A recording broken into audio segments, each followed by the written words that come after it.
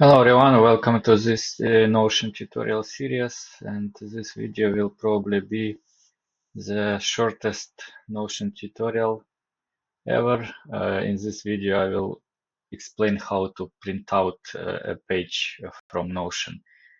Actually this is pretty simple. You just go to the necessary page, and if you're in browser I mean, and then go to this three-dot menu in top right corner of your browser and find print and click this print, and here you can choose the printer that you would like to use.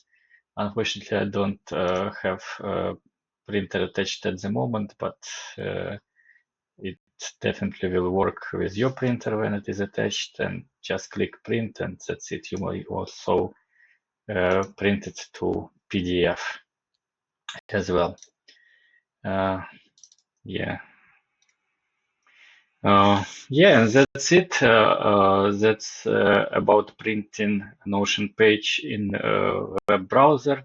If you have a desktop application, you just use common key shortcuts like Control P in Windows and CMD on iOS. That's it. Thanks for watching.